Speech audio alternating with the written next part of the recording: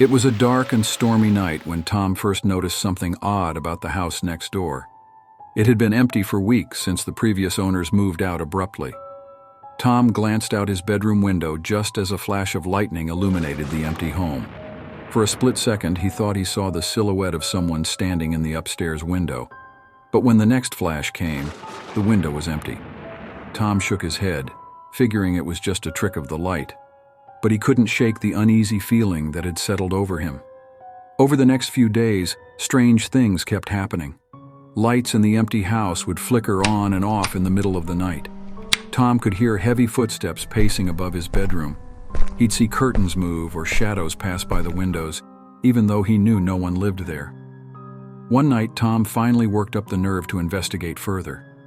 He crept outside in the dark storm and approached the house next door. Just as he reached the front door, a loud crash came from inside, making him jump. Heart pounding, Tom peered in the window but couldn't see anything amiss. However, a chill went down his spine. He was certain something ghostly was making its presence known inside that empty house. As Tom turned to go back home, he felt an icy cold hand grab his shoulder from behind. He spun around with a gasp, but no one was there. The ghostly grip on his shoulder tightened. A voice whispered eerily in Tom's ear. Tom spun around, heart pounding, only to find nothing behind him. The ghostly grip on his shoulder had vanished. Shaken, he hurried back inside his house and locked the door. He didn't sleep at all that night, listening intently for any other strange sounds next door. The next morning, exhausted and uneasy, Tom peered out his window at the empty house. A cold fog had settled over the neglected property, obscuring it from view. Over the next few days, the paranormal activities continued. Lights flickered, shadows moved. Tom often felt like he was being watched through the mist. He asked a few neighbors if they knew anything about the history of the house next door, but everyone seemed oddly tight-lipped. All they would say was that it had been empty for ages. Tom couldn't shake the feeling that something sinister lurked within those walls, hidden by the fog. He found himself growing more wary and paranoid about the mysterious forces at play. Had a ghostly presence attached itself to the property, or was there something even more malevolent behind the odd occurrences? The paranormal events plaguing Tom only seemed to get worse. Doors inside his own home would randomly open and slam shut in the middle of the night. Strange whispers and cries echoed through the walls. Tom started having vivid nightmares of being trapped inside the house next door. He hardly slept anymore, dark circles under his eyes. In his exhaustion, he began catching glimpses of ghostly figures in his peripheral vision.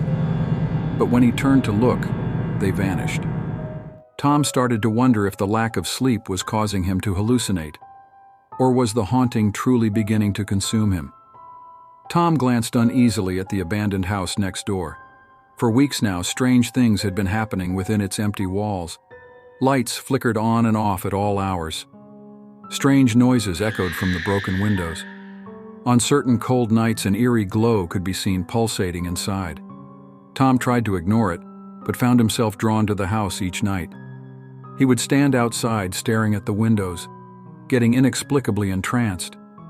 It was as if the ghostly presence within was beckoning to him. One night, as Tom stood transfixed outside, the front door creaked open on its own. A cold, unnatural breeze spilled out, swirling around Tom's feet. He inched closer, heart thudding in his chest. Inside, he could just make out a faint whispering and shuffling. Tom stepped back, a chill running down his spine. This was too unnatural.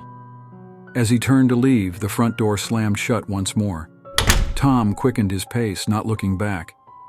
But he could feel a presence watching him depart. From then on, Tom resisted the urge to approach the house at night. But he still stared out his bedroom window, seeing the faint glow and hearing echoes of ghostly cries. He knew something haunted lingered within those walls, trapped between worlds. But it could not reach out and touch his home. At least, not yet. The house beckoned, but Tom dared not enter, for he knew facing the spirit within could lead to a fate worse than death. Tom awoke one night to find the ghostly glow from the abandoned house next door flooding his bedroom. The eerie whispers and cries echoed louder than ever within its walls. That was the last straw for Tom. First thing in the morning, he called a real estate agent. "I need to get out of this house immediately," he urged. "I can't spend one more night next to that haunted place." Within a week, Tom had packed up all his belongings and moved clear across town.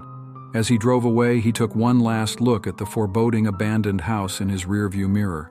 Part of him wondered if he had made a mistake giving in to the ghostly presence. But as Tom pulled up to his new suburban home, he felt a wave of relief wash over him. It was a bright, sunny day, nothing at all like those fearful nights near that ominous house. As the movers began unloading boxes, Tom smiled. He was ready for a fresh start in a place far away from any ghosts of the past. Though sometimes, on quiet nights, Tom still thought he heard faint cries and whispers on the wind.